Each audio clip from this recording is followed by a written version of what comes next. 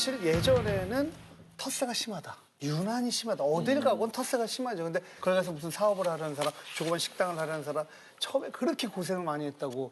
뭐 거기에 대해서도 뭐 느끼고 계세요? 그건 어디나 지금 말씀하신 것처럼 비슷한 것 같아요. 일단 타 지방 사람은 경계하는 거죠. 근데 섬 같은 경우는 더 심한 거죠. 그게 왜냐하면은 한 번도 대우받은 적이 없잖아요, 역사적으로. 아, 제주도가. 예. 그러니까 이제 조선시대 같은 경우에는 유배주로 거기가 쓰였을 뿐이지 특별히 거기서 뭐 누구 인재를 발탁해서 불러 올린다거나 이런 일이 없었거든요. 그러니까 주로 이제 제주도민의 입장으로 보자면 유배를 오는 거 아니에요, 사람들이. 그렇죠. 근데 이 사람들이 다 그 한가닥 했던 사람들 아니에요? 유배를 갔다. 네. 그러니까 이 사람들을 또 함부로 할 수는 없잖아요. 그래서 받들어야 되는 거예요. 그게 내심 얼마나 쌓임이 많았겠어요.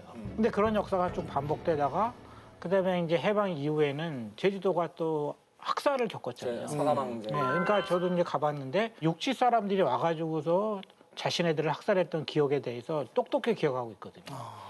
그러니까 이런 역사적인 배경이 있기 때문에 제주 사람들이 그 육지 사람에 대해서 경계심을 갖고 이런 것은 제가 보기에는 뭐 자연스럽다고 봐요.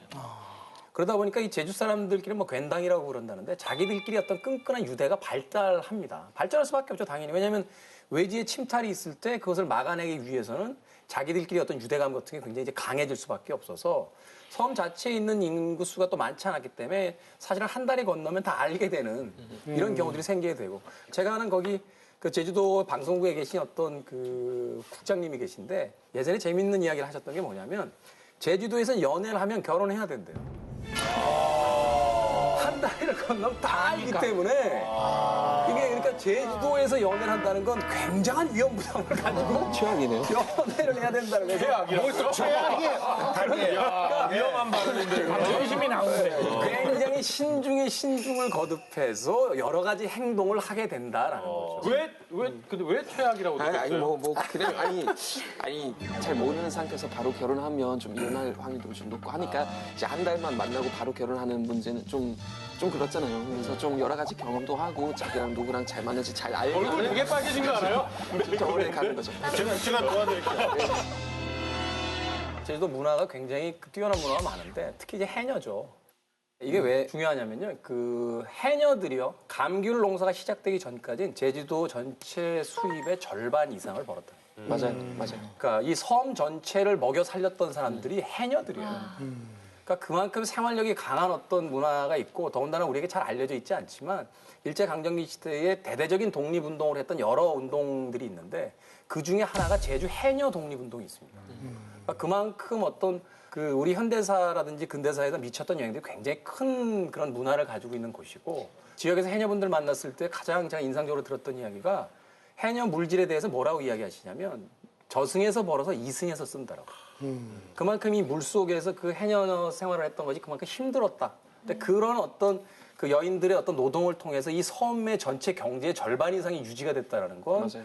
사실 어마어마한 어떤 그 문화를 가지고 있다고 볼 수 있는 거죠. 그래서 해녀들은 그런 예외였대요. 그러니까 보통 이제 대한민국 특히 조선시대나 뭐 일단 이제 유교 사회인데 유일하게 여자들이 남자보다 힘이 더 센 거는 해녀들이었대요. 왜냐면 경제적인 활동 다 하기 때문에. 그래서 또 인터뷰 봤는데 진짜 대단한 게 그냥 그 이제 해산물 같은 거 다 깎잖아요. 다 가져가는데 그만큼도 자기 다시도 심어준대요. 네, 그러니까 바다를 또 같이 관리하는 거기 때문에 굉장히 큰 인정을 받을 수 있죠.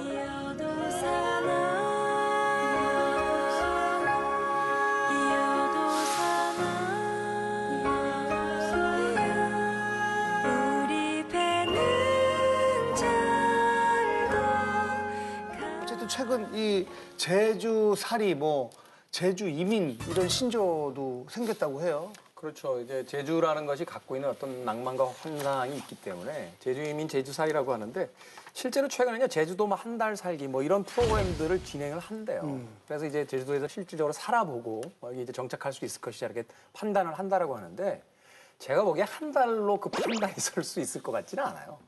왜냐하면 기본적으로 우리나라는 사계절이 있는 나라이기 때문에 최소한 계절을 한 번은 겪어야 그렇죠. 그래야 그 지역에서의 어떤 살이가 과연 가능할 것이냐에 대한 최소한의 계산이 나오거든요. 야, 그 한 달 살고 결정하는 거는 마치 한 달 만나고 결혼하는 거랑 그러니까요. 똑같을 정도로 되게 제가 위험한 거 아니에요? 제주도 여행 갔다 가장 낭패 본 게 4월 달에 여행을 한번 간 적이 있어요. 근데 제주도의 4월이면 반드시 따뜻할 것이다. 남쪽이잖아요. 4월이면 이제 봄이 오는데 그 봄 소식이 제일 먼저 제주도에 올 것이다. 그래서 폼을 한번 잡자. 그래가지고 렌터카를 했는데 오픈카를 빌렸어요. 컨버터블을 빌린 거야. 제주도에서 선글라스 끼고 내 평생에도 오픈카에서 사진 한번 찍자. 이틀을 빌렸는데 사진 찍기 위해서 딱 2분 열었어요. 제주도 삼다도라고 그러죠. 봄바람이 부는데요. 사람이 바람을 한 30분 맞고 있으면 떡이 됩니다. 그럼요. 떡은 사람이 될 수 없지만 제주도 바람을 맞으면 사람은 떡이 될 수 있어요. 그러니까 그 바람을 경험하고 그 어마어마한 봄 추위를 경험한 뒤에 이게 우리가 완전히 제주도에 대한 사전 지식이 없이 머릿속에 이상화되어 있는 이미지만 있구나라는 생각이 딱 들어요. 김태훈 씨가 이제 오픈카를 빌릴 때 렌트카 직원이 얼마나 속으로 비웃었을까요? 이거 뭣도 모르면서. 그러니까 할인해 주더라고. 근데 이제 제주도에 대한 어떤 부정적인 인식 중에 하나가 물가가 비싸다. 물가가 비싼 거는 경험을 해보셨어요? 최근에 뭐 2인이나 한 3, 4인 정도 거주할 수 있는 집에 대한 월세를 봤는데 달에 한 100에서 120 정도의 금액을 내야 된다. 그러니까 그 정도 금액이면요. 강남에서 그 원룸 오피스텔 정도로 설 수 있는 금액이에요. 그러니까 네, 도심에서 벗어나 있는 집도 웬만큼 그냥 단독주택의 형태가 됐을 때 3억에서 4억 정도의 거래가 된다고 하니까 물론 이제 평수의 차이는 있겠습니다만 근데 여기도 사실 집중 현상은 있는 것 같아요. 그 주택 통계를 보니까 도심 외곽 지역에 미분양된 아파트 숫자가 한 1,000가구 가깝게 있는 거를 봤을 때 사실은 이제 그 돈이 몰리면서 이제 올라가는 지역과 이제 소외되는 지역적으로 이제 이분화되고 있다 이렇게 볼 수 있어요. 김숙 씨가 한 집은 전혀 안 올랐다. 어디 사셨길래? 예. 어디 사셨길래? 외진데 사가지고 전혀 안 올랐대. 아니, 근데 제주도가 물가가 비싼 것도 나름대로 뭐 그럴 수밖에 없는 이유가 네, 그렇죠. 있다고요? 왜냐하면 제주도에는 일단 이제 쌀이 생산이 안 되잖아요. 그리고 모든 것을 갖고 와야 되는 거죠, 사실은. 자재라든가 이런 것들 다 갖고 와야 되는 거죠. 우도 같은 경우에 가보면 우도에 아이스크림을 다 먹고 다녀요. 근데 그게 땅콩 아이스크림인데 맛있죠. 우도에 땅콩밖에 안 나거든요. 쌀이 안 나요. 그러니까 쌀은 당연히 이제 수입을 하는 거죠, 소위 말해서. 그러면 비쌀 수밖에 없잖아요. 그쵸. 운반비도 있고. 그러니까 제가 보기에는 제주도가 갖고 있는 가장 큰 문제는 자체 산업 그 경쟁력이 없다. 제주도는 관광 이외에는 산업이 없죠. 그리고 이제 그래서 개발한 것이 이제 카지노인데 카지노의 주요 고객은 중국 사람인데 이 사람들은 전세기 타고 와서 전세기 타고 바로 가거든요. 전혀 그 도움이 안 되고 있어요. 지역엔 도움이 안 되고 그 그래서 카지노 제가 업장에서만 보기에는 있는. 가장 큰 문제점은 그 생산을 할 수 있는 자체적인 능력이 떨어진다.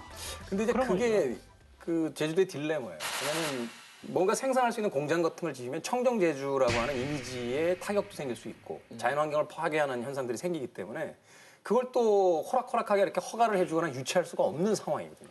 쉽게 해서 대규모화된 회사나 공장이 생길 수가 없다라는 건 그 넘쳐나는 젊은 친구들이 생업을 할 수 있는 여건이 완비가 안 된다는 거예요. 근데 거기에 이제 그 예외적 하나가 이제 그 우리가 마시는 물이에요. 그 유명한 게 있거든요, 제주도에.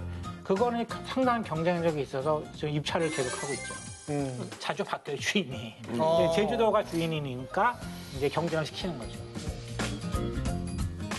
앞으로 이 매력적인 제주도 섬으로 뭔가 떠나고 싶어하는 사람, 이 제주도 열풍 조금 사그러들까요? 아니면은 계속 어느 정도는 사그러들 수밖에 없다라고 보는 게 사실 우리가 이제 홍대라든지 뭐 그 가로수길이라든지 압구정 같은 곳에 소위 젠트리피케이션이라고 해서 그 임대료가 원주민들이, 올라가면서 원래 원주민들이 쫓겨나는 현상들이 발생하고 어떤 큰 뜻을 가지고 들어갔던 업소의 어떤 주인들이 월세를 내지 못하고 이제 다른 지역으로 다시 이주하는 이런 현상들이 벌어지는데 그 가장 큰 공간으로서 제주도가 혹시나 그런 문화가 생기지 않을까 좀 염려되는 부분들이 있는 거예요.